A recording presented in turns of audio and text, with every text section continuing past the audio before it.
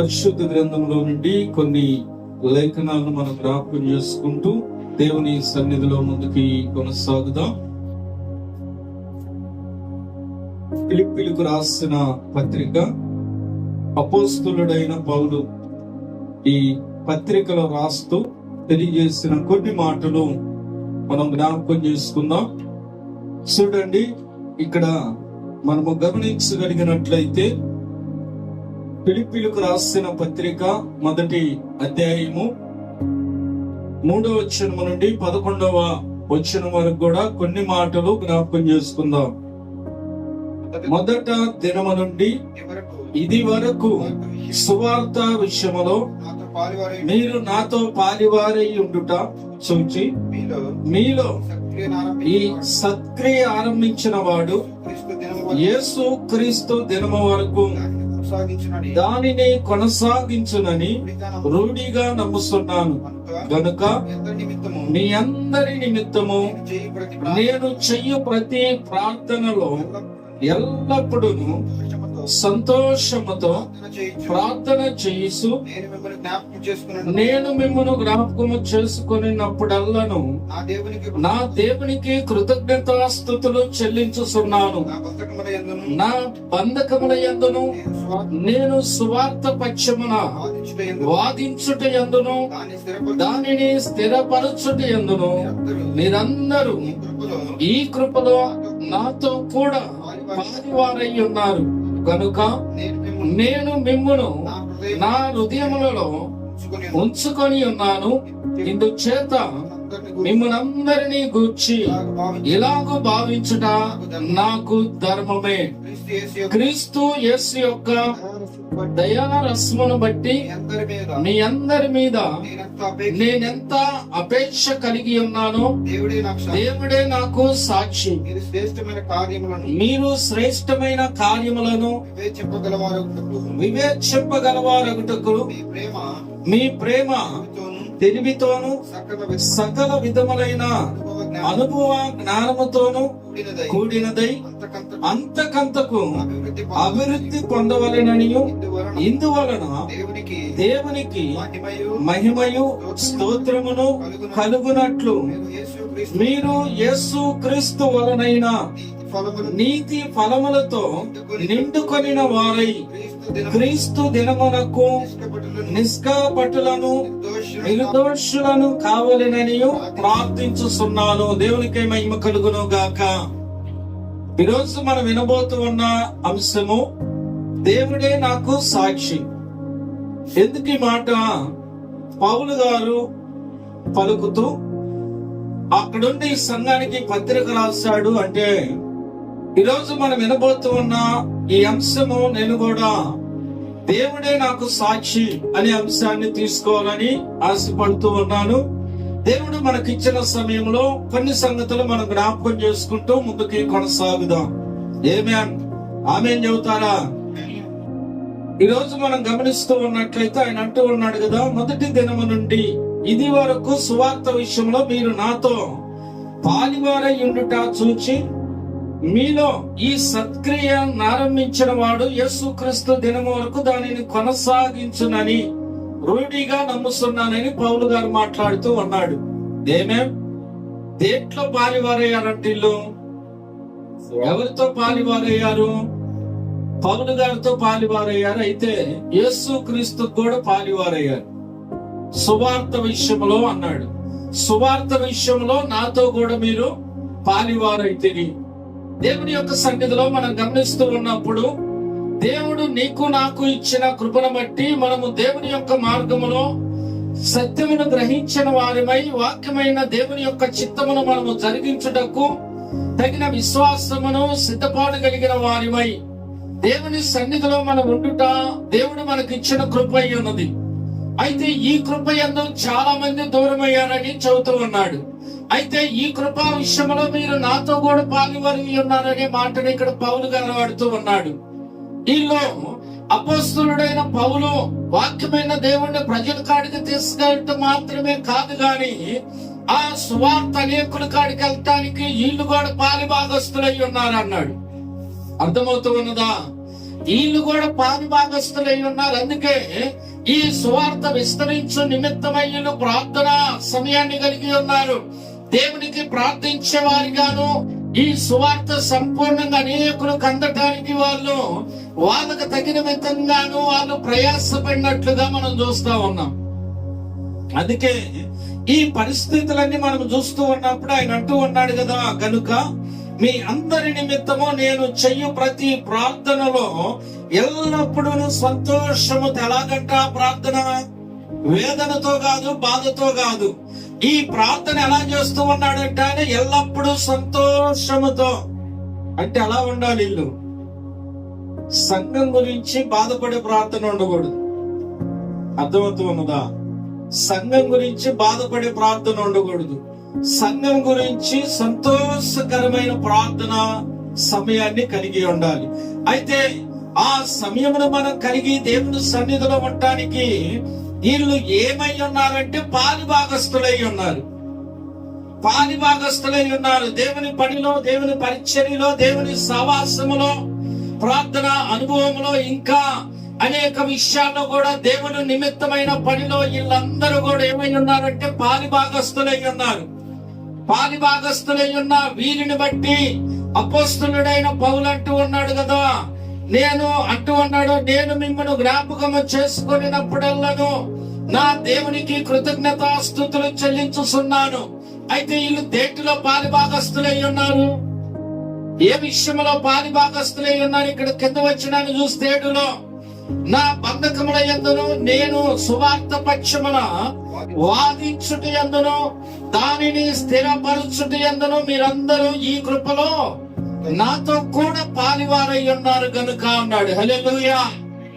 వాదించే విషయంలో, కృపా విషయంలో వీళ్ళు ఏమై ఉన్నారంట?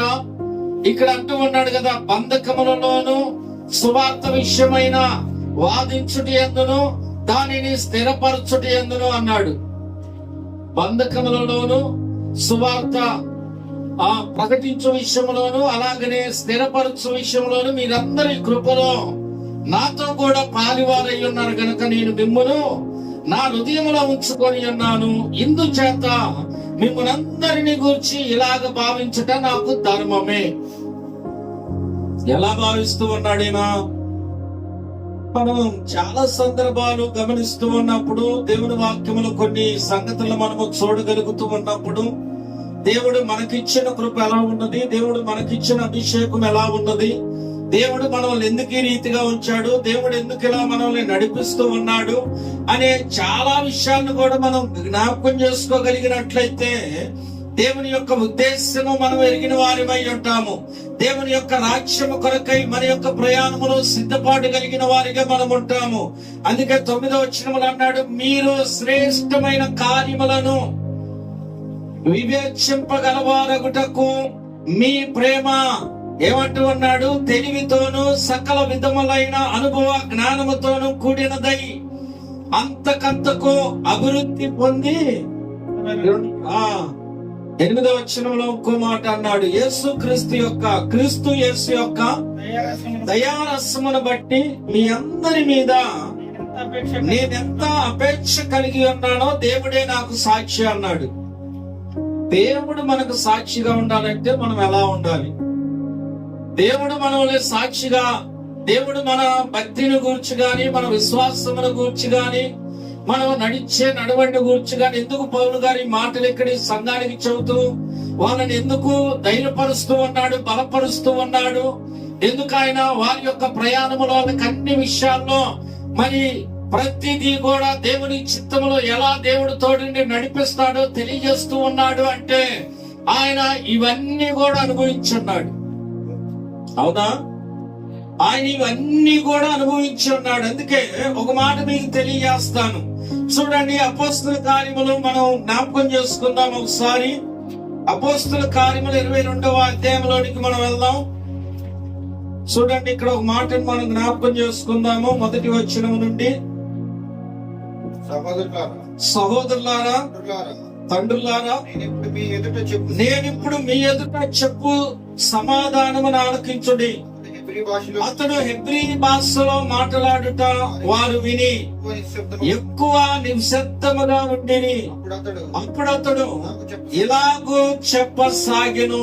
ఇక్కడ సౌలు ఇశ్రాయేలు ప్రజలతో సౌలుగా ఆయన చేసిన పని అంతటిలో ఏం పొందాడో, పౌలుగా మారినాక ఏం పొందుతూ ఉన్నాడో దాన్ని వాళ్ళకి తెలియజేస్తూ ఉన్నాడు.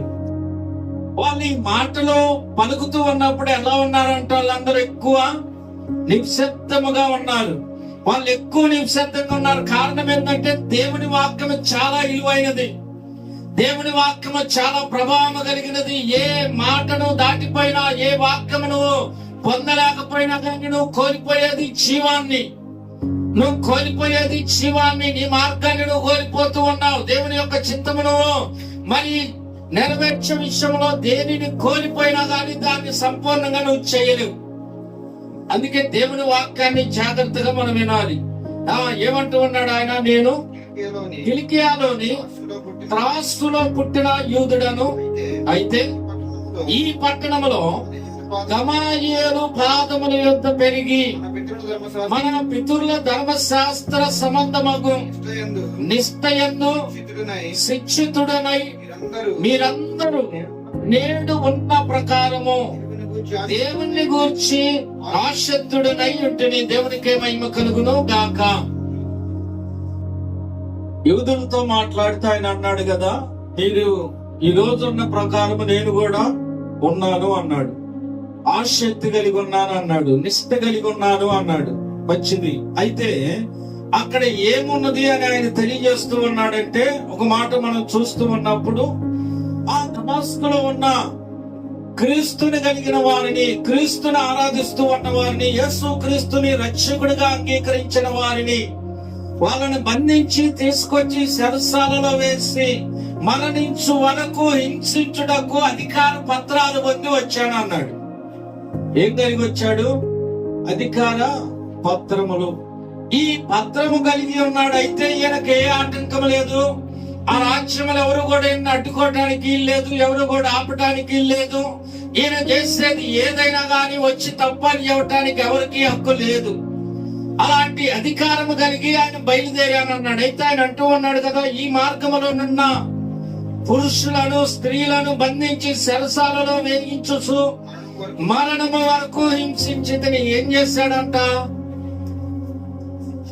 మరణము వరకు చనిపోయేదాకా. ఇది మామూలు శ్రమ కాదు, అది మామూలైన హింస కాదు. అది బంధించాడు. బంధించి ఏం చేస్తున్నాడు అంటే అనేకుల్ని మరణించే వరకు కూడా హింసించితిని అన్నాడు. అంటే యూదులు కలిగి ఉన్న దానికంటే కూడా ఈయన ఇంకా ఆసక్తుడై ఉన్నాడు. ధర్మశాస్త్ర విషయంలో ఆయన నిష్ఠ కలిగి ఉన్నాడు. గమాయేలుని ఆ ప్రధాన యాజకుడు కాడ, ప్రధాన యాజకుడైన ఆయన కాడ ఏం కలిగి ఉన్నాడు? ఈయన నేర్చుకొని ఉన్నాడు అంతా. ఈరోజు దేవుని వాక్యం మనకు తెలియజేయబడుతూ ఉన్నది. ఈయన పౌలు గారిని ఇప్పుడు బైబిల్ క్లాసుల గురించి కొందరు చెబుతూ ఉంటారు. నేర్చుకోకుండా పోయి ఏం చేస్తావయ్యా అని. అర్థమవుతూ ఉన్నదా? నేర్చుకోకుండా వెళ్ళి ఏం చేస్తావయ్యా అంటారు. నేర్చుకునేది జ్ఞానం కాదు, నేర్చుకునేది ప్రత్యక్షత కాదని పౌలు గారు చెబుతున్నాడు.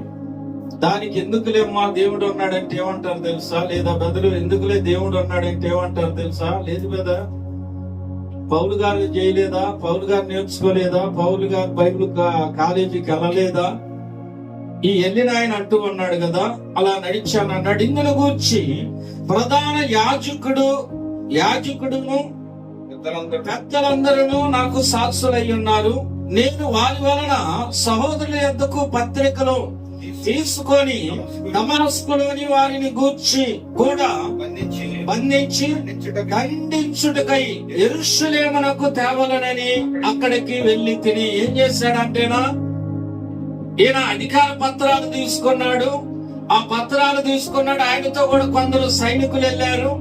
వీళ్ళందరూ కూడా దమస్కునకు సమీపించారు. ఆ దమస్కులో ఉన్న వారిని కూడా బంధించి యెరూషలేముకు తెచ్చి వాళ్ళు కూడా హింసించి మరణము వరకు హింసించుటకు ఈ సభలు మరి ఉగ్రత కలిగిన వాడిగా వెళ్ళాడు ఈయన. ఆ పరిస్థితులు కూడా నేను వెళుతూ ఉన్నప్పుడు ఆయన అంటూ ఉన్నాడు కదా, నేను ప్రయాణం చేస్తూ దమాస్కునకు సమీపించినప్పుడు మధ్యాహ్న కాలమందు ఆకాశము నుండి గొప్ప వెలుగు అకస్మాత్తుగా నా చుట్టూ ప్రకాశించను. ఇక్కడ చూడండి, దేవుని యొక్క వాక్యాన్ని మనం గమనిస్తూ ఉన్నప్పుడు నీ యొక్క భక్తి జీవితంలో నిన్ను గురించి దేవుడు సాక్షిగా ఉండాలి అంటే, ఇక్కడ పౌలు గారు అంటూ ఉన్నాడు కదా, దేవుడే నాకు సాక్షి అన్నాడు. దేవుడు మనకు సాక్షిగా ఉండాలంటే మన విశ్వాసం ఎలా ఉండాలి, మన నిరీక్షణ ఎలా ఉండాలి, మన భక్తి జీవితం ఎలా ఉండాలి, దేవుని సన్నిధిలో నడిచే మన నడవడి ఎలా ఉండాలి, దేవుడు కాదు మనం చేసిన వాగ్దాన విషయంలో మనం ఎలా నమ్మకస్తులుగా ఉండాలి. సమాజంలో పరిస్థితులు ఎలా ఉన్నాయంటే ఏం కాదులే, ఏమైతేలే, మరీ కఠినంగా ఆడుతాలే, మనం మనుషులంగా మనం ఏ మాటలు వస్తే మరీ కఠినంగా ఆడుంటాలే, మనము మనుషులమే కదా, కఠినంగా ఉండలేమని బాప్తిసానికి ముందు తెలవదా మనకి? తెలుసా లేదా? తెలుసు కదా, కఠినంగా ఉండలేమని బాప్తిసానికి ముందు మనకు తెలవదా?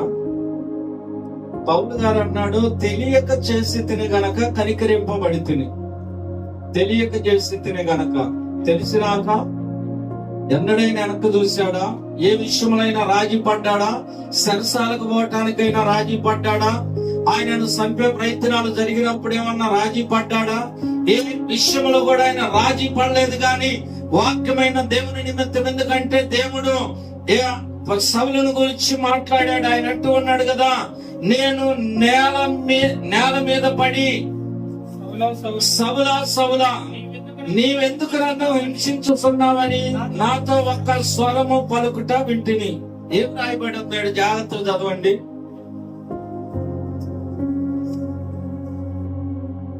ఏం రాయబడి ఉంది? మరలా ఒకసారి చదువుతారా?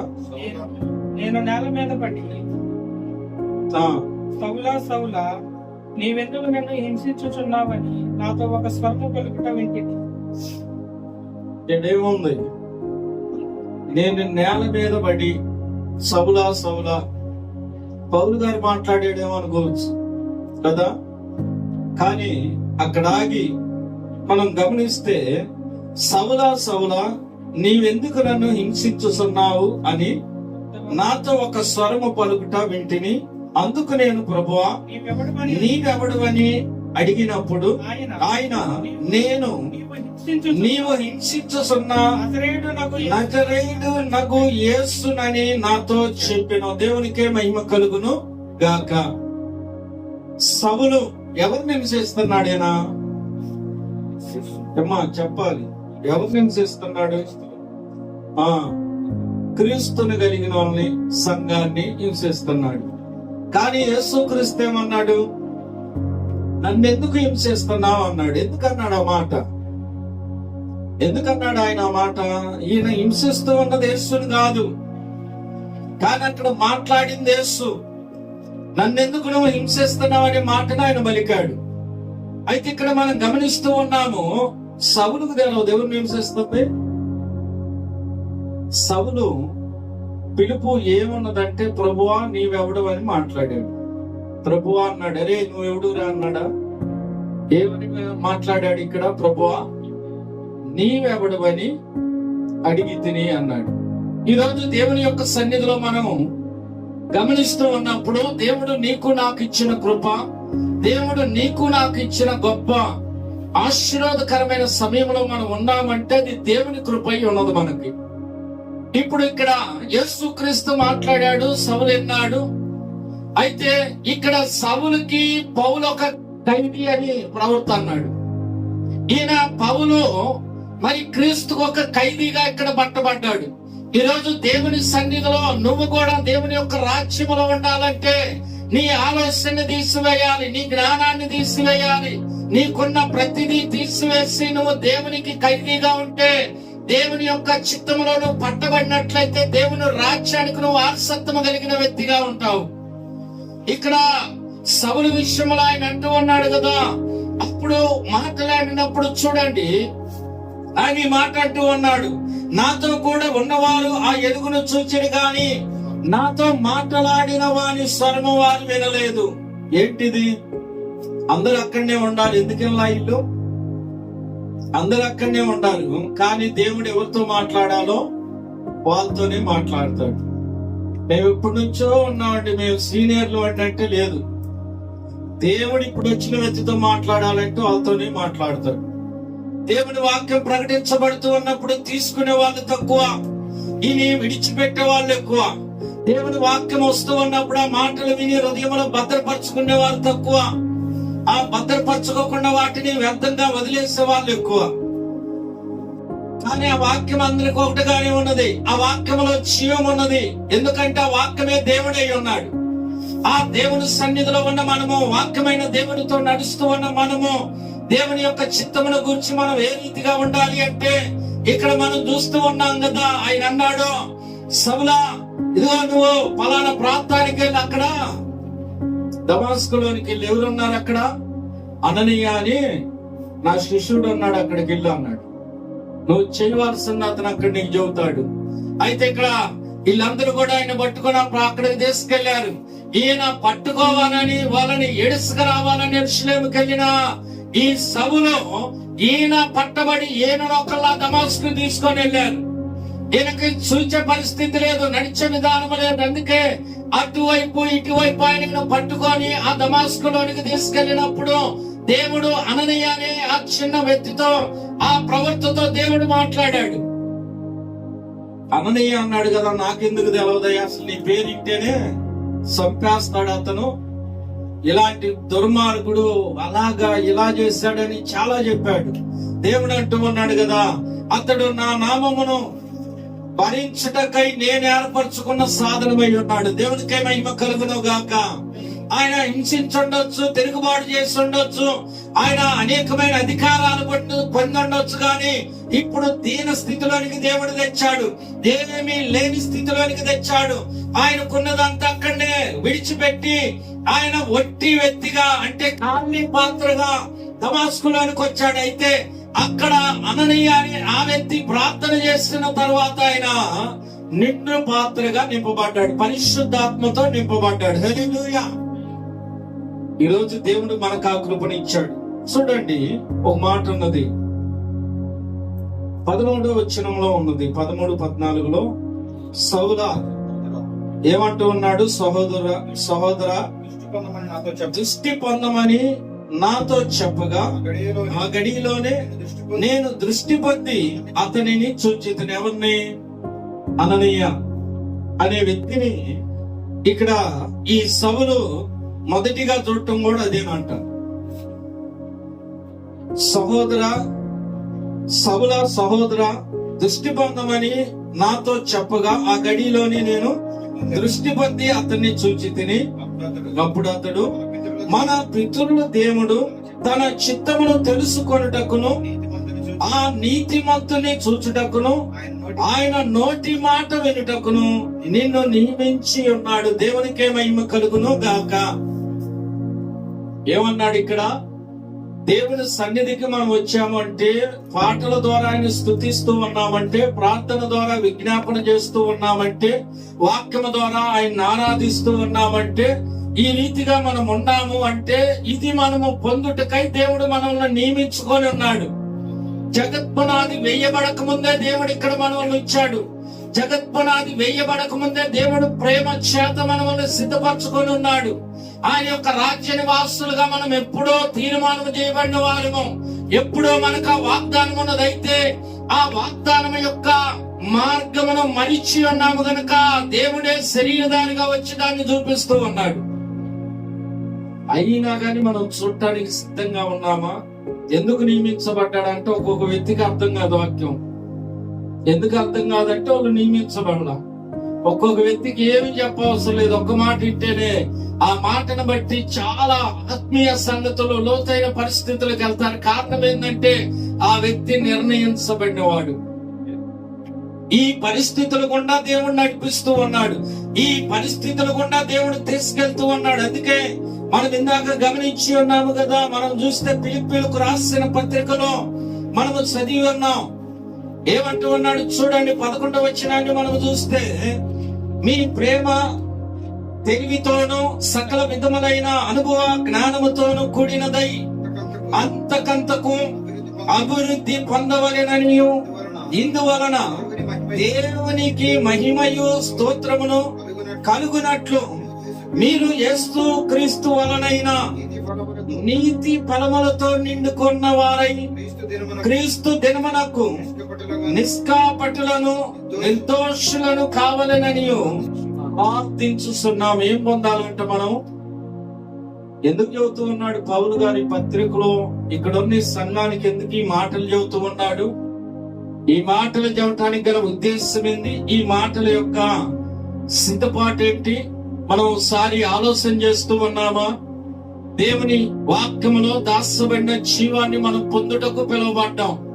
ఈయన విడిచిపెడటానికి కాదు, ఎన్న మాటలను వ్యర్థపరచుకోవటానికి కాదు. దేనిని మనం వింటున్నామో, ఏ వాక్యమును మనం సమీపిస్తూ ఉన్నామో, ఆ వాక్యములో దేవుడు అక్కడ దేనిని దాచాడో అది సంపూర్ణంగా మనం పొందాలని, దేనిని దేవుడు మనకు సిద్ధపరిచాడో అది పరిపూర్ణముగా మనము పొందుకొని పరిపూర్ణ మానవుని స్వరూపములోనికి మనం రావాలని దేవుని యొక్క ఉద్దేశం అయి ఉన్నది. అర్థమవుతూ ఉన్నదా? అయితే ఏం పొందాలంట?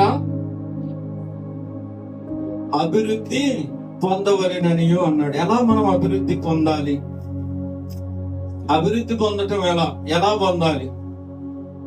అభివృద్ధి అంటే మనకు గుర్తొచ్చేది ఏంటి? ఏం గుర్తు వస్తుంది? అభివృద్ధి అంటే ఏం గుర్తు వస్తుంది మనకి? ధనం, ఆస్తులు, ఘనత, ఇంకా లేదు ఉద్యోగ విషయంలో గాని పదవి విషయాల్లో గాని అభివృద్ధి అనుకుంటాం మనం, అవునా? అయితే ఆ అభివృద్ధి ఏంటి అంటే ఈయన మనకు తెలియజేశాడు. యేసు క్రీస్తు వలనైన నీతి ఫలములతో అన్నాడు. దేంతో అంట? నీతి ఫలములు మనం గనక కలిగి ఉంటే ఎలా ఉంటామంట? నీతి ఫలములతో నిండుకొనిన వారై క్రీస్తు దినము వరకు. నీతి ఫలములు మనలో ఉంటే ఎలా ఉంటాం మనం? నిష్కాపటులను నిర్దోషులను కావాలననియు అన్నాడు. ఆ నీతి ఫలము మనలో ఉంటే మనం ఎలా ఉంటామంట?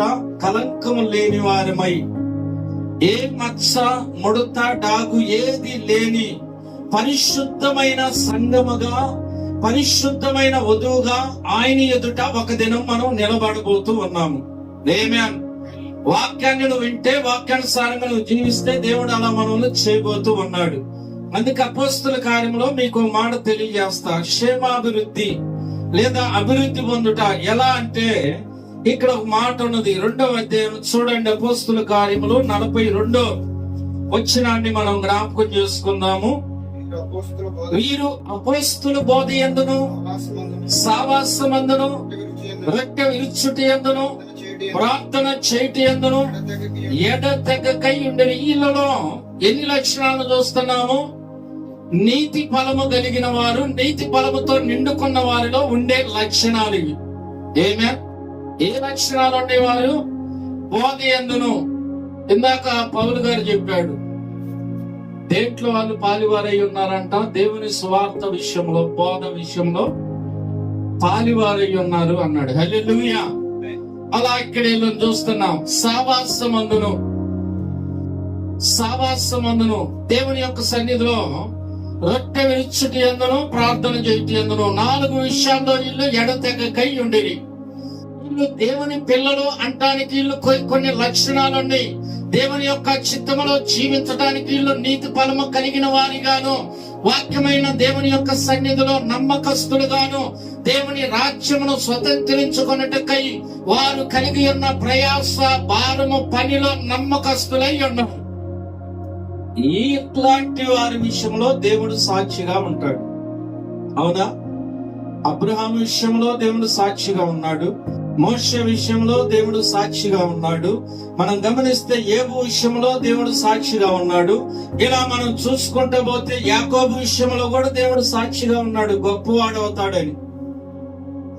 లేదా ఇలా మనం గమనిస్తూ వెళితే దేవుడు అనేకులు ఎవరైతే ఆయన చిత్తములకు లోబడి నడుస్తూ జీవిస్తూ వారి జీవనాన్ని, వాళ్ళ ప్రయాణాన్ని దేవుని చిత్తములో గడుపుతూ ఉన్నారో వాళ్ళందరి విషయంలో దేవుడు సాక్షిగా ఉన్నాడు. మరి మన విషయంలో ఉండాలంటే మనం ఎలా ఉండాలి? అలా ఉంటే దేవుడు ఏ కృప ఇస్తాడు మనకు చూడండి. అప్పుడు ప్రతి వానికి భయము కలిగిన మరియు అనేక మహత్కార్యములను సూచక క్రియలను అపోస్తుల ద్వారా జరిగిన విశ్వసించిన వారందరూ ఏకముగా కూడి తమకు కలిగినదంతా సముష్టిగా ఉంచుకొనిరి. ఇదియుగాక వారు తమ స్థిరాస్తులను అమ్మి అందరికి వారి వారి అక్కరి కొలది పంచి పెట్టిరి. దేవునికి మహిమ కలుగును గాక. వీళ్ళు ఏం పొందారు? ఆత్మీయ ఆశీర్వాదం పొందారు, భౌతికమైంది విడిచిపెడుతున్నారు. అర్థమవుతున్నదా? ఆత్మీయ ఆశీర్వాదం లేదా అభివృద్ధి, క్షేమాభివృద్ధిని పొందారు, భౌతికమైన ఆశీర్వాదం అనే దాన్ని విడిచిపెడుతూ ఉన్నారు. అందుకే దేవుని పిల్లలైన వారి లక్షణాలు వేరు. ఎందుకు అంటే ఆయన ఉన్నతమైన స్థితి కలిగిన వాడైనప్పటికీ దరిద్రుడిగా వచ్చాడు. ఆయన ఏ పాపము లేనప్పటికీ కూడా ఆయన నేరస్థాపన చేయబడ్డాడు. ఆయన ఏ దోషము కనపడకపోయినప్పటికీ శిలువ మాను మీద వేలాడాడు. కారణం ఏంటంటే అది నీ నిమిత్తము నా నిమిత్తము ఆయన మన కోసము చేసిన గొప్ప త్యాగమై ఉన్నది. అది అలాంటి కృప కలిగిన దేవుని సన్నిధిలో ఉన్న మనము అలాంటి అమూల్యమైన ఇలువైన రక్తము ద్వారా కడగబడిన కొనబడిన మనము ఎలా ఉండాలి? దేవునికి ఇష్టలుగా ఉండాలా? దేవునికి ఇష్టము కాకుండా ఉండాలా? ఓ మాట మీకు తెలియజేస్తూ ఉన్నా, భక్తి విషయంలో గాని దేవుని చిత్తమైన ప్రయాణ విషయంలో గాని ఎలా ఉన్నారంటే వాళ్ళు నమ్మకస్తులుగా ఉన్నారు. అపోస్తుల కార్యములోనే 18వ అధ్యాయం త్వరగా మీకు నేను జ్ఞాపకం చేస్తా. 5, 6, 2 వచనాలను జ్ఞాపకం చేసుకుందాం. సీలయు తీమోతియు మాసిదోనియా నుండి వచ్చినప్పుడు పౌలు వాక్యము బోధించుటయందు ఆదుర్త గలవాడై యేసే క్రీస్తుని యూదులకు దృఢముగా సాక్ష్యమిచ్చుచుండెను. ఏం చేశాడంటే ఇక్కడ ఎవరంట ఇల్లు సీలయు తీమోతియు మాసిదోనియా నుండి వస్తూ ఉన్నప్పుడు ఎవరు కనపడ్డారు వాళ్ళిద్దరికి? అపోస్తలుడైన పౌలు. దేని యందేనా ఆసక్తి కలిగి ఉన్నాడంట? పౌలు వాక్యము బోధించుట యందును ఆదుర్త గలవాడై క్రీస్తే యేసని. క్రీస్తే అంటే ఏంటి? యేసే దేవుడని. ఎవరు చెబుతూ ఉన్నాడు ఈ మాట? ఎవరికైతే ఈ మాట నచ్చదో ఆ యూదులకి చెబుతూ ఉన్నాడు ఆయన. యూదులకు దృఢముగా సాక్ష్యం ఇచ్చుచుండెను. వారు ఏం చేస్తూ ఉన్నారు? వారు ఎదురాడి దూషించినప్పుడు అతడు తన వస్త్రములు చింపుకొని మీ నాశనమునకు మీరే ఉత్తరవాదులు, నేను నిర్దోషినని ఇక మీదట అన్ని జనులు ఎద్దకు పోదునని వారితో చెప్పి దేవునికి మహిమ కలుగును గాక. అప్పుడు దాకా ఎవరికి చెప్పాడు? పౌలు గారు యూదులకు చెప్పాడు. విన్నారా? బట్టలు చెప్పుకున్నాడు. విన్నారా? ఆయన వేడ్చాడు. విన్నారా? ఫైనల్ గా ఏం చెప్పాడు? ఇక మీ నాశనమునకు మీరే ఉత్తరవాదులు, నేను నిర్దోషిని. ఎక్కడికి వెళ్తానన్నాడు? అన్ని జనుల యొద్దకు. ఈరోజు నిజంగా అన్ని జనులమైన మనము దేవుని వాక్యములో ఉన్నాము, నడుస్తున్నాము. ఈ రీతిగా దేవుడు ఇచ్చాడంటే మరి ఇలాంటి దేవుని పక్షమున ఉండి మరి దేవుడు అప్పగించిన పనిలో నమ్మకంగా నడిచిన అనేకుల యొక్క ప్రయాస ద్వారా ఈ రోజు దేవుని వాక్యం మన కాడికి వచ్చింది. హల్లెలూయా. ఆ వాక్యమైన దేవుడు నీతో నాతో మాట్లాడుతూ ఉన్నాడు, మనల్ని నడిపిస్తూ ఉన్నాడు, బలపరుస్తూ ఉన్న దేవుడై ఉన్నాడు. అందుకే నువ్వు అన్ని విషయాల్లో కూడా ఎలా ఉండాలి? ఎందుకు సంఘాన్ని గురించి ఆయన మాట్లాడుతూ ఉంటాడంటే సంఘములో ఏకాత్మ ఉండాలి. అర్థమవుతూ ఉన్నదా? ఏంటి ఏకాత్మ అంటే? ఒకే మాట. లేదా ఇవాంజలిస్ట్ గాని సంఘంలో లేదా పాస్టర్ గారు గాని మనం ఇది చెయ్యాలి అంటే ఏం చేయాలి? అర్థమవుతుందా? మనం ఇది చెయ్యాలి అంటే ఏం చేయాలి? అదే చేయాలి. ఇది మనం చేయకూడదంటే చేయటానికి లేదు. ఇది మనము కలిగి అది మేలైనా కీడైనా, ఎందుకంటే ప్రభుత్వం మాట అన్నాడు, ఒకవేళ దేవుడు నా పరిచర్య అంతటిలో ఏదైనా లోపముండి ఏదైనా పొరపాటుండి ఒకవేళ నన్ను పాతాళానికి పంపిస్తే పాతాళములో కూడా దేవుని సువార్త ప్రకటిస్తా అన్నాడు. హల్లెలూయా. పాతాళములో కూడా దేవుని సువార్త నేను ప్రకటిస్తా అన్నాడు. నీలో ఆ విశ్వాసం ఉండాలి, ఆ నిరీక్షణను కలిగి ఉండాలి. ఎందుకంటే 2వ అధ్యాయం ఫిలిప్పీలకు రాసిన పత్రిక ఈ మాట చదువుకొని మనం ముగించుకుందాం. ఫిలిప్పీలకు రాసిన పత్రిక 2వ అధ్యాయము 1-2 వచనాలను మనం చదువుకుందాం.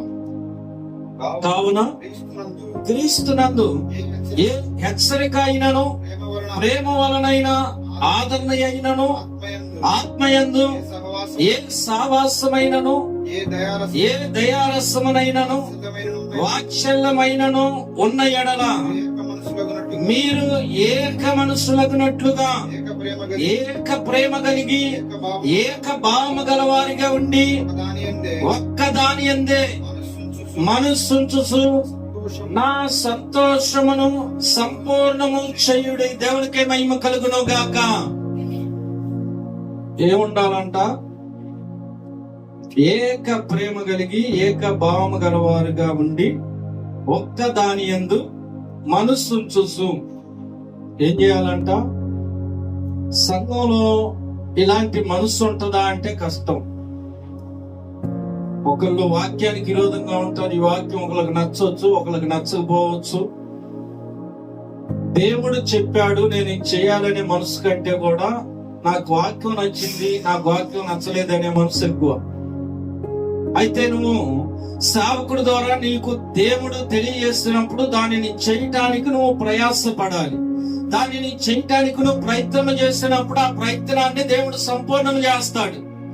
దేవుడు సమస్తమును మేలుకరంగా ఆశీర్వాదకరంగా మార్చే దేవుడు. అందుకే దేవుని యొక్క రాజ్యము కొరకైన ప్రయాణములో నమ్మకస్తులమై మనం అన్ని విషయాల్లో కూడా దేవుని రాజ్యమునకు హక్కుదారులమై ఉన్నామని గ్రహించాలి. మనం అర్థమవుతూ ఉన్నదా? దేవునికి ఇష్టలుగా ఉన్నాం, దేవుని రాజ్యానికి హక్కుదారులమై ఉన్నాం. అందుకే ఆయన మన నిమిత్తము ఈ లోకానికి వచ్చాడు. మన నిమిత్తము ఆయన తనను తాను రిక్తునిగా చేసుకొనిను అన్నాడు. హల్లెలూయా. అలాంటి కృప కలిగిన దేవుని సన్నిధిలో మనం ఎలా ఉన్నాం? అందుకే దేవుడే నాకు సాక్షి అన్నాడు. ఎందుకు సాక్షి అంటే ఆయన మొదటి దినము నుండి అన్నాడు, ఆయన దమాస్కులో పట్టబడిన కాడి నుండి ఆయన యొక్క ప్రయాణము గాని, ఆయన యొక్క భక్తి గాని, దేవుని యందు కలిగి ఉన్న విశ్వాసము గాని, నిరీక్షణ గాని, వాక్యమైన దేవుడిని అనేకుల కాడికి తీసుకెళ్లే విషయంలో ఎన్ని ఆటంకాలు వచ్చినా గాని దేనికి కూడా లోబడలేదు, భయపడలేదు. ఒక్క గడి అయినను మేము వారికి లోబడలేదు అన్నాడు ఆయన. ఎందుకు? దేవుణ్ణి మాత్రమే మేము సంతోషపెట్టు వారమై ఉన్నాం గాని మనుషులను కాదు అన్నాడు. ఈ రోజు దేవుణ్ణి సంతోష పెట్టే వాళ్ళని ఎవరు కూడా లెక్క చేసే పరిస్థితులు లేవు. మనుషుల్ని సంతోష పెట్టే వాళ్ళకి కిరీటాలు ఉంటాయి, ఘనతలు ఉంటాయి, రెవరెంట్లు ఉంటాయి, బిషప్లు ఉంటాయి, అన్నీ ఉంటాయి. దేవుణ్ణి సంతోష పెట్టే వాళ్ళకి ఏముంటాయి? నిందలు, అవమానాలు, ఇంకా ఏయో చోటు చేసుకుంటా ఉంటాయి. కానీ దేవుడు అంటూ ఉన్నాడు కదా, ఈ పరిస్థితులు నీ కాడికి వచ్చినాయంటే నేను నీతో ఉన్నా అన్నాడు. ఏమే? యేసుక్రీస్తు రాకముందే విరోధం ఉన్నాడా లేదా? యేసుక్రీస్తు రాకముందే ఉన్నాడు. ఆయన పుట్టాడు అనగానే వాడు తట్టుకోలేకపోయాడు. ఆ రాజు ఏం చేశాడు?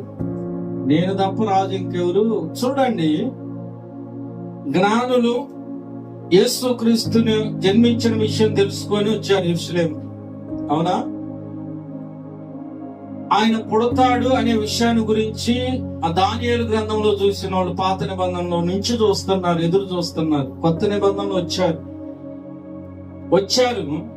వాళ్ళు వచ్చి యేసుక్రీస్తు జన్మించిన స్థలం దగ్గర దాకా వచ్చారు ఇంచుమించుగా. ఇంకా చెప్పాలంటే యెరూషలేము నుండి ఇంచుమించు 8 కిలోమీటర్ల దూరంలో బెత్లెహేము ఉన్నదని రాయబడి ఉంది. అక్కడ దాకా వచ్చిన వాళ్ళు యూదుల రాజు అనే మాట అక్కడ వాడినప్పుడు వాళ్ళు అన్నారు కదా, రాజు అంటే రాజు కుటుంబంలో నుండి వస్తాడు, ఆడబోడిని అన్నారు. ఈ జ్ఞానం వాళ్ళకి తెలవదా? ఆయన ఎలా వస్తాడు, ఎలా దేన స్థితిలో ఉంటాడు, ఆయన ఎలాంటి విధంగా ఆయన తను తాను రిత్తునిగా చేసుకున్నాడు, అవన్నీ కూడా రాయబడి ఉన్నాయి ప్రవక్తల లేఖనాల్లో. కానీ దేవుని యొక్క ప్రణాళిక ఏదో అది నెరవేరాల్సిందే. మనకు తెలిసినా తెలవకపోయినా, మన జ్ఞానం ఉన్నా లేకపోయినా, దేవుడు ఎట్టుకుండా మనల్ని తీసుకుపోవాలో అటే తీసుకెళ్తాడు. ఏ మార్గంలో మనం నడవాలో ఆ మార్గంలోనే నడిపిస్తాడు. ఇటుకుంటే దగ్గరగా ఇటు వెళ్దామంటే కుదరదు. దేవుడు ఇట్టే తీసుకుపోవాలనుకుంటే అటే తీసుకెళ్తాడు ఆయన. హల్లెలూయా. 40 సంవత్సరాల వాళ్ళు అక్కడక్కడే తిరుగుతుంటే వాళ్ళకి దారి తెలవాల. ఇశ్రాయేలు ప్రజలకి ఈరోజు దేవుని సన్నిధిలో మనకు అన్ని దేవుడు బయలుపరిచాడు. అయినా మనం నిర్లక్ష్యంగా ఉంటే ఒక దినం ఎలా ఉంటుందో ఆలోచన చేయండి. పౌలు గారు అన్నాడు, మీ నాశనమునకు మీరే ఉత్తరవాదులు, నేను నిర్దోషిని అన్నాడు. ఇవన్నీ కూడా మన యొక్క భక్తి జీవితంలో మనకు అవసరమైన మాటలు కనుక వాటిని బట్టి మనము జాగ్రత్తగా దేవుని వాక్యాన్ని గ్రహించి వాక్యానుసారంగా నడవటానికి సిద్ధపాటు కలిగి ఉండాలని ప్రభు పేరట మీకు తెలియజేస్తూ ఈ మాటలను నేను ముగిస్తూ ఉన్నా. God bless you. దేవుడు మిమ్మల్ని అందరినీ కూడా దీవించి ఆశీర్వదించును గాక. ఆమేన్. తిరిగి సమయం